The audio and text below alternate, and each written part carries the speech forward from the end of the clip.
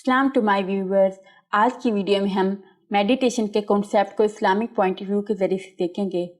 Meditation, जिसे अरबी में तफक्कुर या मुराकबा के तौर पर कहा जाता है, बेसिकली इसका मतलब गौर व फिक्र करना या किसी चीज़ के साथ रिलेशनशिप बिल्डअप करने के हैं। तो आज की वीडियो में हम मेडिटेशन के मीनिंग्स को देखेंगे, उसकी प्रैक्टिसेस को देखेंगे और ये किस तरह हम पर इफ़ेक्ट करती हैं, और इसके अलावा मेडिटेशन के मेथड को देखेंगे। तो चलिए शुरू करते हैं जी। तो सबसे पहले हम इसकी डेफिनेशन को देख लेते हैं।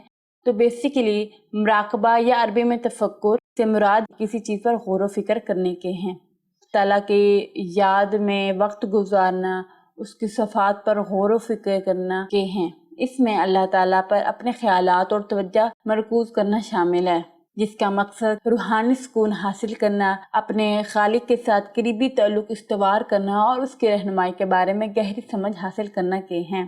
मेडिटेशन के प्रैक्टिस के दौरान बेसिकली अल्लाह के मखलूक की निशानी पर गौर करना और उसकी हिकमत पर गौर करना शामिल है।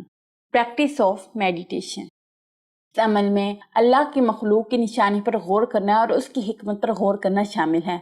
मुसलमानों को फितरत की खूबसूरती, ज़िंदगी की पेचीदगियों और कायनात में मौजूद मौजज़ात पर गौर करने की तरगीब दी जाती है, ताकि वो अल्लाह के मखलूक के लिए अपने दिल में जगह बनाए। मेडिटेशन बेसिकली एक ऐसी शक्ल है जहाँ लोग अपनी तवज्जो अल्लाह की मौजूदगी पर मरकूज़ करते हैं और उसका कुर्ब तलाश करते हैं। इसमें इसके वजूद, उसकी सिफ़त और हमारी ज़िंदगी में उसकी मुसलसल मौजूदगी को ध्यान में रखना शामिल है।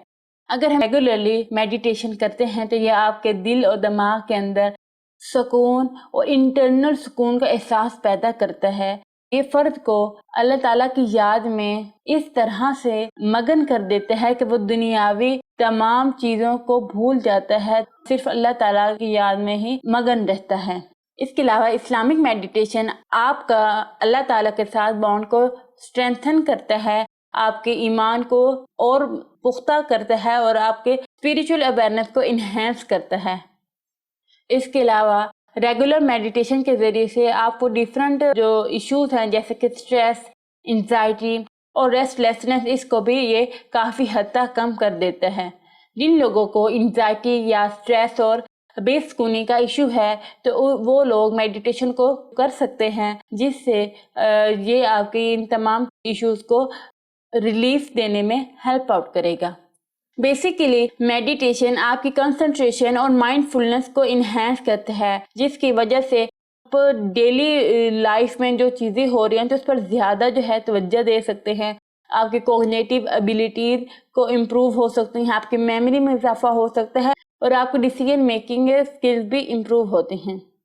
इसके अलावा ये आपकी पर्सनैलिटी पर पॉजिटिव इम्पैक्ट भी लाता है, क्योंकि जब आप मेडिटेशन करते हैं तो ये बेसिकली आपको इनकरेज करता है कि आप अपने सेल्फ रिफ्लेक्शन करें, सेल्फ अवेयरनेस हासिल करें या सेल्फ डिसिप्लिन लें, जिससे क्या होता है, ये आपके हार्ट को, आपके दिल को पाक कर देता है, आपको सेल्फ कंट्रोल देता है, सब्र और माफ़ करने की सलाहियत को बढ़ाता है।